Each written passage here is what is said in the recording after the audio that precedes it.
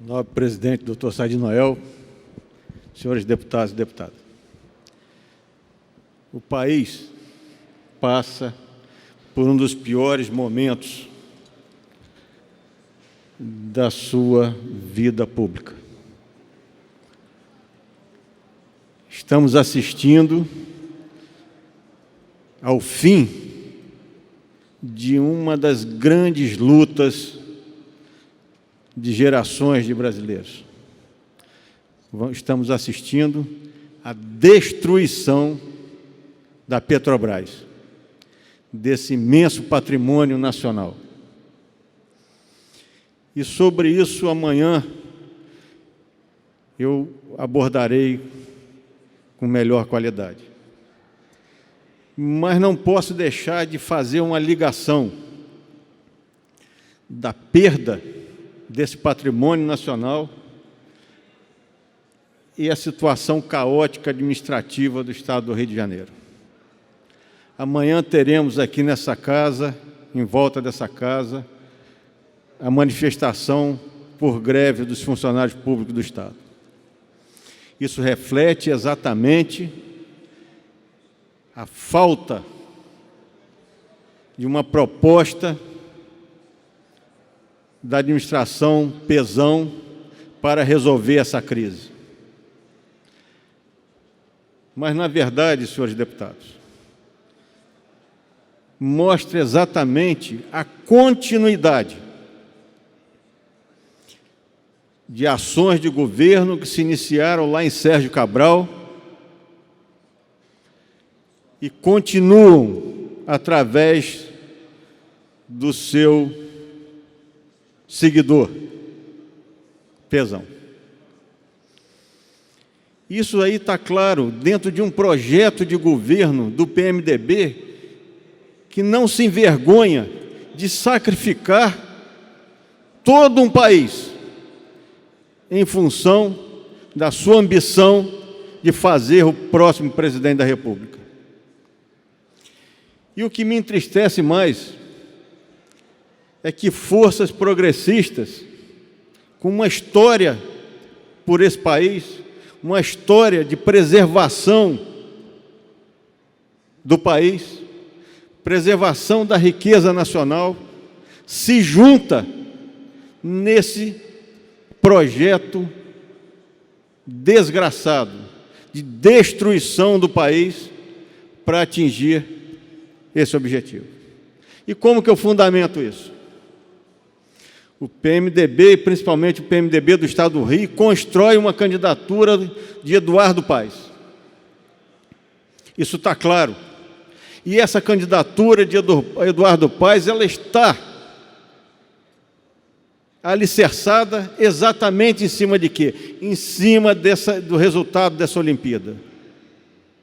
E tudo que esse Estado produz precisa ser direcionado para favorecer esse projeto de governo. E é dessa maneira que está sendo conduzido. E nós aqui, com certeza, votamos várias vezes isenções para Light, isenções para Odebrecht,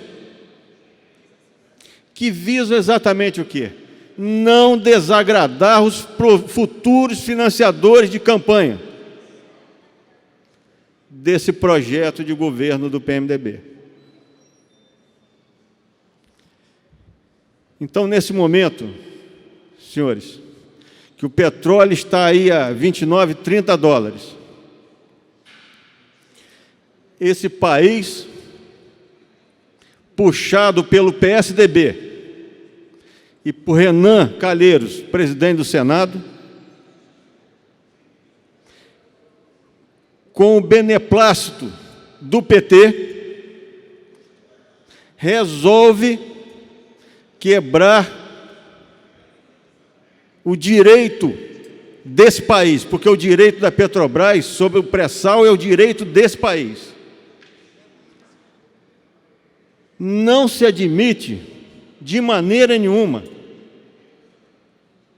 se vender no momento em que o petróleo está a 30 dólares. Como é que se admite isso? Como é que se vai repassar isso aí para as grandes multinacionais do petróleo? Como é que o país resolve, concorda em discutir esse tipo de coisa, vender o grande patrimônio nacional no momento de baixa? É inadmissível, não tem lógica. Só se pode pensar nisso aí quando se tem um outro interesse maior por trás disso. E eu tenho a certeza que esse interesse maior não é o interesse desse país, porque o petróleo é a garantia de uma educação de qualidade.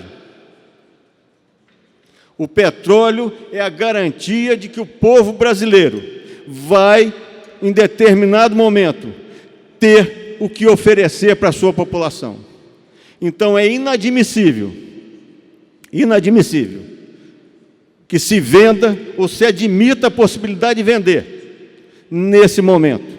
E como bem falou o deputado Requião,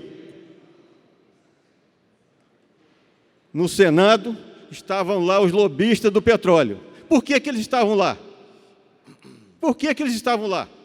E os trabalhadores do petróleo não estavam? Isso é muito... tem que nos fazer pensar. É um breve à parte, deputado Dr. Julianelli.